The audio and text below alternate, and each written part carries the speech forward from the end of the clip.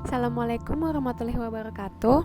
Saya yang Meisa Wardani Fiat Putri dari kelompok struktur shell akan membahas mengenai struktur cangkang atau struktur shell pada mata kuliah struktur utilitas 4 dan beranggotakan saya sendiri, Ayang Meisa Wardani Fiat Putri, lalu ada kawan saya Muhammad Iza Akbar, lalu ada Muhammad Rengga Dwi Samputra, dan ada Salsabila Nadia Wicita. Nah, selanjutnya saya akan menjelaskan mengenai definisi dari struktur shell atau struktur cangkang itu sendiri. Nah, yang pertama itu ada definisi dari Skodek pada tahun 1998, di mana ia menyatakan bahwa struktur shell atau cangkang itu adalah bentuk struktural tiga dimensional yang kaku dan tipis, yang mempunyai permukaan lengkung. Jadi menurut dia ini, kalau struktur cangkang itu struktur yang punya dimensinya 3, yaitu X, Y, Z, terus kaku dan tipis. Terus permukaan itu lengkung. Lalu yang kedua itu ada dari Salvadori dan Levi pada tahun 1986. Nah, ia menyatakan bahwa struktur cangkang atau shell itu disebutnya sebagai kulit kerang, di mana kulit kerang itu tipis ya kan, dan merupakan suatu membran melengkung yang cukup tipis untuk mengarahkan tegangan-tegangan lentur yang dapat diabaikan pada sebagian besar permukaannya, akan tetapi cukup tebal sehingga tidak akan menekuk di bawah tegangan tekanan kecil. Lalu selanjutnya saya akan menjelaskan mengenai ciri-ciri dari struktur shell atau cangkang ini. Yang pertama itu dia memiliki bentuk lengkung atau curve sesuai dengan yang dikemukakan oleh teori Skodek. Lalu yang kedua ada relatif tipis terhadap permukaan atau bentang. Itu sesuai sama teori Skodek dan teori Salvadori and Levi. Lalu yang ketiga itu terbuat dari bahan yang keras dan kuat. Nah, yang ketiga itu saya akan menjelaskan mengenai kelebihan dan kekurangan dari struktur shell atau cangkang ini. Yang pertama itu konstruksinya itu dia sangat ringan. Nah, untuk shell itu rentang 30 meter dibutuhkan ketebalan itu 60 mm. Lalu yang kedua yaitu beban mati dapat mengurangi beban pondasi dan sistem penopangnya. Yang ketiga itu mendapatkan keuntungan dari fakta bahwa bentuk yang melengkung dapat merentang lebih panjang. Yang keempat itu secara estetika shell terlihat lebih bagus dibandingkan dengan bentuk konstruksi lainnya. Lalu untuk kekurangannya ada apa aja? Ada 3. Yang pertama itu shuttering problems, yang kedua itu diperlukan akurasi yang lebih besar pada backcastingnya, lalu yang ketiga itu diperlukan tenaga kerja dan pengawasan yang baik. Sekian dari saya, kurang lebih mohon maaf. Assalamualaikum warahmatullahi wabarakatuh. Assalamualaikum warahmatullahi wabarakatuh. Nama saya Salsabila Nadia Wicita. NIM saya 4121800136. Di sini saya akan menjelaskan apa saja klasifikasi dari sistem struktur sel. Yang pertama itu ada beberapa klasifikasi yang dapat dibagi, yaitu berdasarkan bentuk terjadinya, berdasarkan bentuk geometris, berdasarkan penggolongan kedudukan kurva, dan berdasarkan kelengkungan permukaan. Berdasarkan bentuk terjadinya, itu ada yang disebut dengan permukaan rotasional, atau disebut juga dengan permukaan yang diputar terhadap suatu sumbu yang ada di tengah ini, seperti pada permukaan bola. Jadi ini bentuknya itu seperti setengah permukaan bola. Kemudian ada permukaan eliptik. Nah, di sini bisa dilihat bentuknya seperti ini. Kemudian ada permukaan parabolik. Nah, parabolik ini dengan yang permukaan bola itu berbeda. Jadi dia tuh lebih elips bentuknya. Kemudian selanjutnya itu ada yang disebut dengan permukaan kubah. Nah, pada permukaan kubah ini ada yang berusuk disusun oleh beberapa elemen batang. Kemudian ada yang kubah geodestik. Nah, kubah geodestik dan kubah Skaldel ini penyusun elemennya menjadi sebuah bentuk segitiga yang melingkar yang membentuk komposisi yang stabil dan lengkap. Berbeda dengan kubah geodestik dan Skaldel, di mana geodestik ini bentuk segitiganya itu sama sama sisi, sedangkan untuk yang Skaldel ini sama kaki. Jadi bisa dilihat dia bentuk awal itu adalah persegi, kemudian di tengah itu ada garis. Kemudian ada yang disebut dengan permukaan transisional, di mana permukaan transisional ini dibentuk dengan menggeser kurva bidang di atas kurva bidang lainnya. Jadi bisa dilihat pada permukaan silindris ini disebut juga dengan singly curved, di mana mempunyai satu arah lengkung dan dapat direntangkan menjadi bidang datar. Jadi kalau misalnya ini bentuk silinder ini direntangkan, dia akan membentuk seperti bidang datar. Dan eliptik paraboloid, di mana double curved itu yaitu mempunyai satu arah lengkung, dan disebut juga dengan sinlestik atau arah lengkung kedua-duanya ke satu arah yang arah kanan. Jadi dia tuh bentuknya hampir sama dengan silindris ini, hanya saja dia dibentuk dengan arah yang lengkung ke kanan ini. Kemudian selanjutnya itu ada permukaan ruled. Nah, di permukaan ruled ini ada yang disebut dengan bentuk hiperbolic paraboloid dan hiperbolic conoid, di mana permukaannya dibentuk dari dua ujung segmen garis pada dua bidang kurva. Jadi pada bidang permukaan ini itu disebut juga dengan complex surface, di mana struktur selnya itu mempunyai dua arah lengkung yang tidak beraturan. Jadi bisa dilihat untuk yang hyperbolic ini yang di sini itu dia ke arah atas, yang ini ke arah datar, kemudian ini ke arah bawah. Jadi dia bebas untuk penentuan permukaannya. Jadi dia lebih variatif dalam membentuk permukaan shellnya. Kemudian ini juga sama, jadi dia di depannya itu dia lengkung, kemudian ini tuh ke arah bawah yang hyperbolic conoid.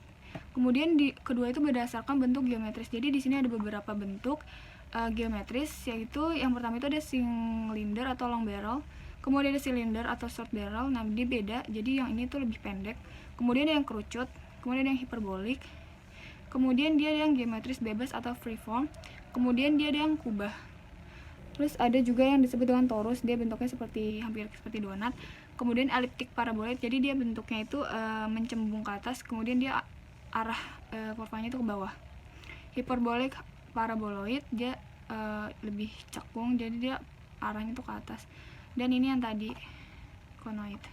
Berdasarkan penggolongan kedudukan, jadi dibagi menjadi dua, yaitu ada yang kurva membuka ke arah yang sama, jadi seperti kubah itu, jadi yang ini sama arah kurvanya, terus yang ini juga berlawanan, sedangkan yang ini tuh berlawanan, jadi yang ini di tengah, kemudian ini di agak ke atas, jadi mempunyai dua arah lengkung yang berbeda berdasarkan kelengkungan permukaan. Jadi pada gambar tersebut disebut juga dengan singly curved, mempunyai satu arah lengkung dan dapat direntangkan menjadi bidang datar sama seperti tadi. Kemudian berdasarkan kelengkungan permukaan, ya sudah dijelaskan tadi, yaitu ada yang antiklastik dan conoid, yaitu permukaan yang dibentuk oleh dua ujung segmen garis pada dua bidang kurva bidang, di mana arah lengkungnya tidak beraturan. Jadi lebih variatif dalam pembentukan struktur selnya. Terima kasih, kurang lebihnya mohon maaf. Wassalamualaikum warahmatullahi wabarakatuh. Assalamualaikum warahmatullahi wabarakatuh. Perkenalkan, nama saya Muhammad Zizakbar Ramdhani, NIM saya 4121801114. Pada kesempatan kali ini, di sini saya ingin menjelaskan contoh objek studi dari sistem struktur sel. Nah, pada kesempatan kali ini saya ingin mengambil objek studi yaitu bangunan Sydney Opera House yang berada di Australia. Nah, Sydney Opera House ini terletak di kawasan Bennelong Point di atas Teluk Sydney yang dulunya difungsikan sebagai gudang penyimpanan kereta tram. Nah, pada bangunan ini dirancang oleh arsitek Denmark John Utzon pada tahun 1959. Selama 14 tahun ini terbentang di atas tanah seluas 1,8 hektar dengan ketinggian mencapai 67 meter di atas permukaan laut. Nah, pada halaman selanjutnya yaitu di sini terdapat ruang pada bangunan Opera House tersebut. Nah, yang pertama yaitu Concrete Hall, Opera Theater, Drama Theater, Playhouse, Reception Hall, Foyer, Auditorium, Studio, dan lain-lainnya. Nah, pada halaman selanjutnya di sini saya ingin menjelaskan struktur pada bangunan tersebut. Nah, pada atap bangunan menerapkan sistem sel freeform, yang dimana bentuk sel yang ada tidak mengikuti pola geometri tetapi terikat secara struktural. Nah, sel pada Sydney Opera House ini terbentuk dari rotasional ke arah vertikal dengan lengkungan dua arah, vertikal dan horizontal, atau bisa disebut double curved cell dengan permukaan lengkungan siklastik. Nah, pada halaman selanjutnya di sini terdapat gaya yang bekerja pada struktural. Nah, yang pada gaya pertama yaitu gaya meridional. Nah, gaya meridional ini adalah pada atap Sydney Opera House ini berasal dari berat itu sendiri, yang kemudian gaya itu disalurkan melalui tulangan baja ke kolom penyangga atap. Nah, pada gaya selanjutnya yaitu gaya rotasional. Nah, gaya rotasional yaitu gaya yang bekerja ke arah vertikal, mengikuti lengkungan atap, kemudian bebannya disalurkan ke tanah melalui 3 kolom yang ada. Nah, pada gaya yang ketiga yaitu gaya beban lentur. Nah, gaya beban lentur itu pertemuan atap dan dinding dibuat lebih tebal agar dapat menyongkong gaya yang bekerja pada arah vertikal dan horizontal dari gaya meridional yang juga agar dapat menahan gaya dorong keluar yang terjadi. Nah, pada gaya terakhir yaitu kondisi tumpuan, yang dimana kondisi tumpuan ini pada atap Sydney Opera House ini sudah memenuhi syarat tumpuan yang layak yang diizinkan untuk sel struktur, yaitu yang pertama, tumpuannya yang disalurkan ke kolom itu mampu mengarahkan reaksi dari membran, baik itu reaksi tekanan maupun tarik. Nah, yang kedua yaitu perpindahan membran pada perbatasan struktur cangkang yang timbul akibat tegangan yang renggangan membran diatasinya dengan memperkakukan sudut-sudut pertemuan permukaan sel. Nah, mungkin itu saja yang bisa saya sampaikan, kurang lebihnya mohon maaf. Wassalamualaikum warahmatullahi wabarakatuh. Selanjutnya saya, Muhammad Rengga Dwi Samputra dengan NIM 412 180 125. Di sini saya akan menjelaskan mengenai kestabilan struktur sel. Stabilan struktur sel. Pertama, gaya terpusat. Beban ini harus dihindari dari struktur cangkang atau sel, karena struktur cangkang tidak boleh menerima beban terpusat atau beban titik, karena menimbulkan tegangan tidak terhingga dan kubah dapat pecah. 2. Kondisi tumpuan. Secara ideal, tumpuan tidak boleh menimbulkan momen lentur pada permukaan cangkang. Jadi kondisi jepit pada tumpuan harus dihindari. 3. Distribusi gaya. Distribusi gaya melingkar dan meridional dapat diperoleh dengan membuat persamaan kedua gaya tersebut. Gaya meridional selalu bersifat tekan, sementara gaya melingkar mengalami transisi pada sudut diukur dari garis vertikal. Keempat, struktur atap cangkang harus mempunyai kekakuan dan kekuatan. Selanjutnya, saya akan membahas mengenai detail struktur cangkang. Pada detail ini, struktur cangkang menggunakan jenis silinder long barrel, menggunakan bahan batan bertulang pada struktur cangkang yang mempunyai ketebalan 8-15 cm tergantung bentangan bangunan tersebut. Lalu pada bagian tengah antara dua sel tersebut terdapat rain gutter atau talang hujan yang berfungsi untuk mengalirkan air hujan. Lalu biasanya pada permukaan luar beton akan dilapisi lapisan-lapisan tertentu seperti aluminium, baja galvanis, atau hanya dilapisi cat anti air dan bahan penutup lainnya.